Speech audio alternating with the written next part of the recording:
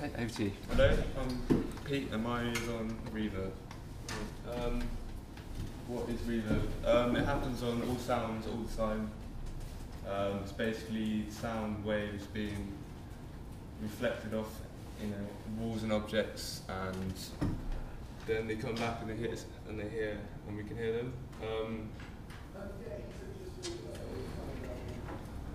Yeah, if they hit a softer sound, they normally lose the higher sort of frequencies of the waves. If they hit harder objects, then they last for longer.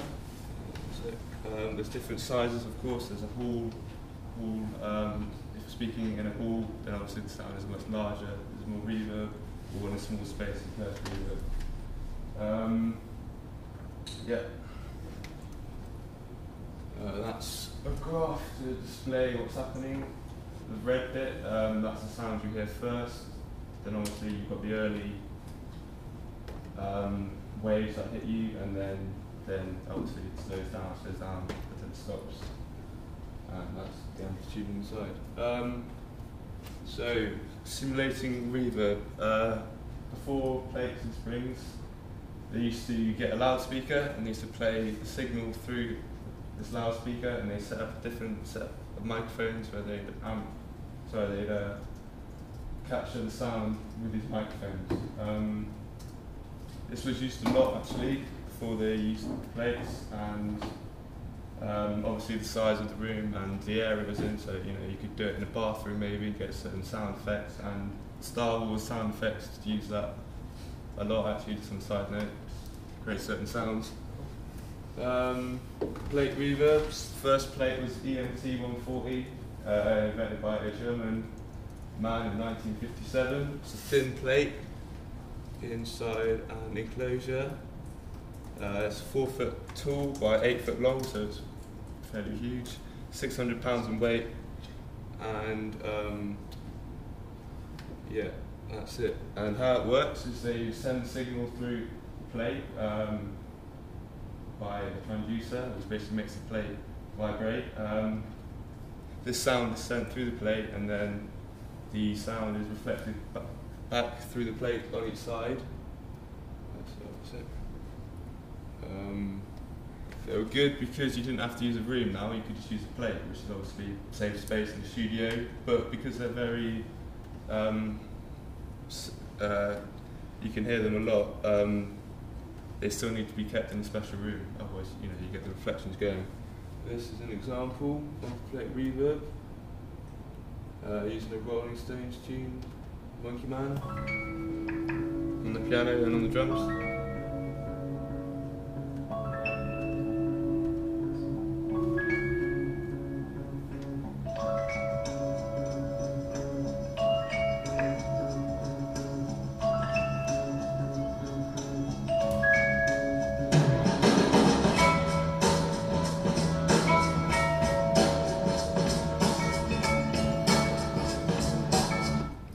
As you can see here, rather, it's quite a, sort of a low kind of frequency sound, quite like a dull tone. That's just characteristic of the plate.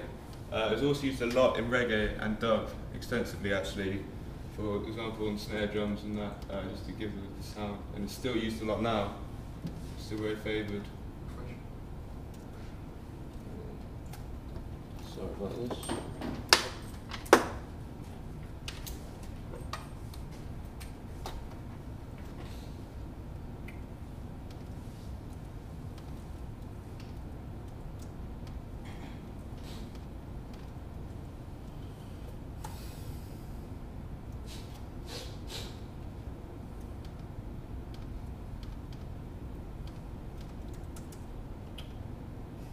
Takes a while. Yeah. You've got any questions?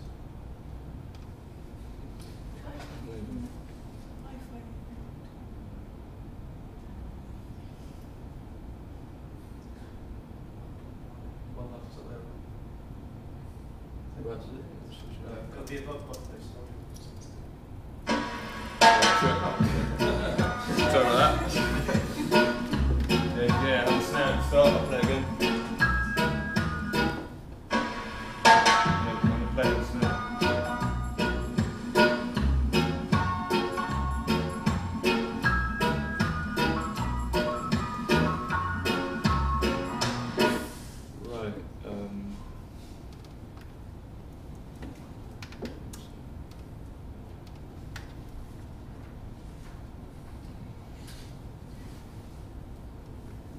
that brings me on to spring reverbs, which were invented afterwards.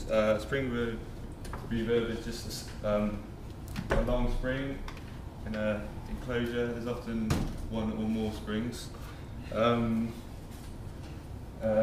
sort of thing as the plate, but instead of a plate it's a spring. It sends a signal through the plate, the spring, sorry, and that is picked up at the other end and sent back again and back again and back again, obviously until it stops.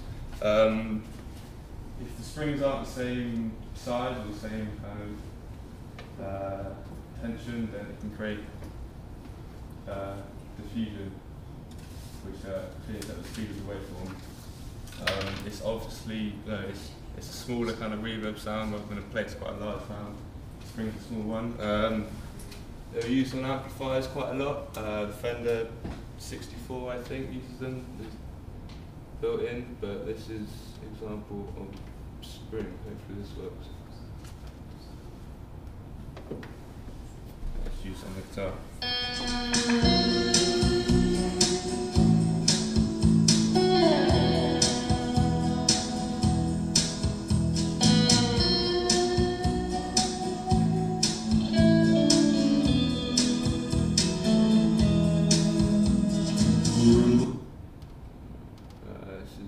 Diagram of how it works. So it's going in and it's going back again. You've got the early reflections which go straight away, and then you've got obviously it keeps going back and forth until the spring stops moving. So that in 1976, the EMT250 was made. The algorithm was made by Dr. Barry Blesser. He started Lexicon, I think, in 1971. Very expensive, £20,000 and only 250 units were made, 16K of memory, 1 in and 4 outs. There was a later version, the EMT251, which was improved from the high frequency response, but apparently didn't sound quite as good as the other one. They're still in use now, and obviously worth a lot. It's a photo of it, it's quite big.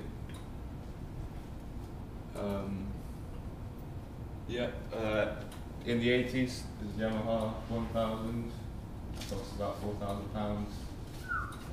And then in the 90s, it's Lexicon EMC 90, which was a little bit cheaper, 2,700. How does it work? Well, the signal's sent through a unit, through the delay unit, and it passes through the algorithms section. Part of the signal is sent back through again, so it keeps cycling, and some of it's back in again. Different rhythms can change like the size of the sound, or all or whatnot. That's the thing is, the sound's going in, it's going through the algorithms, and it's going back. Some of the sound is just going straight through, and some of it's going through a different gain box as well to produce the reverb. Parameters of the reverb is the algorithm, which changes the room's size, which means obviously you can change the size of the room to small or large. Diffusion, which changes how many kind of reflections there are, so the angles, the decay time, how long it takes for it to start, pre-delay, how long it takes to start, and the EQ or the reverb. This is an example of digital reverb on the drums of this tune. See what you mean? Sounds really good, I think, at the minute. I think it sounds almost, you wouldn't know that it's from a box rather than a plate.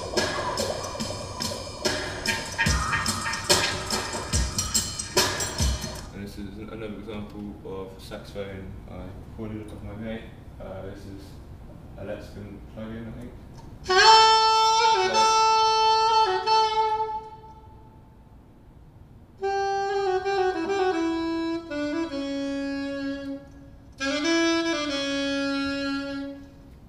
Okay, this is a real plate I used when I recorded my brother.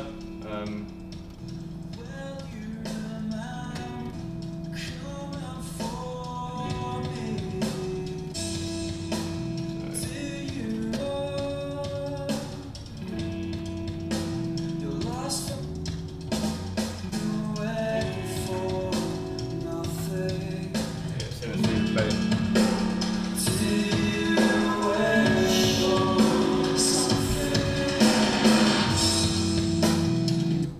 That was a real plate, not a digital one. So effects using reverb. There's a gated reverb. Used a lot in the 80s on dance music. Some might say it's very cheesy sound now. It sounds a bit dated. I certainly do.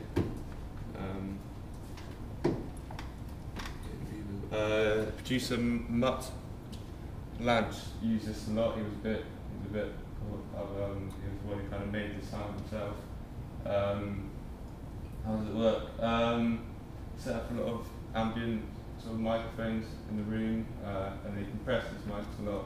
They send the signal through into the noise gate. There's a short time on the gate, and it ends fast.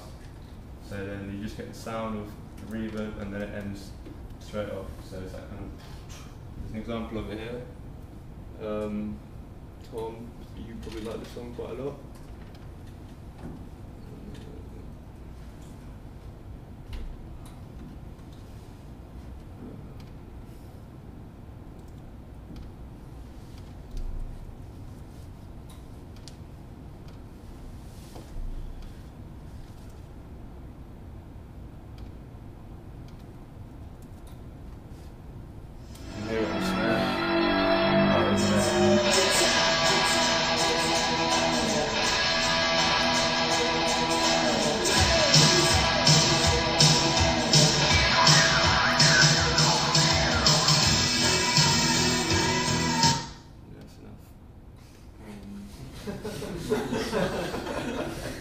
But yeah, you can hear the snare sound.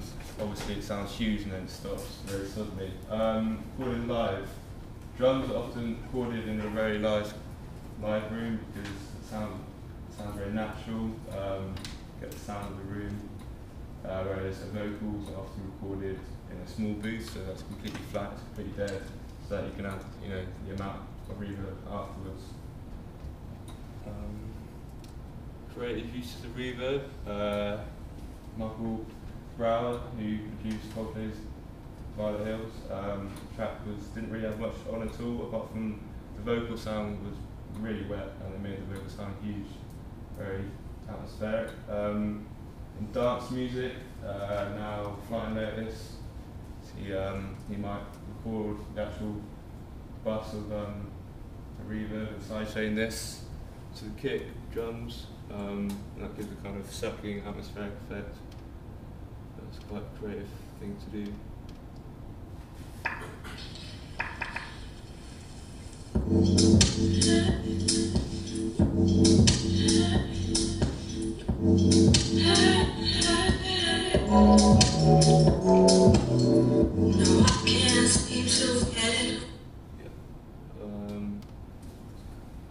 And finally,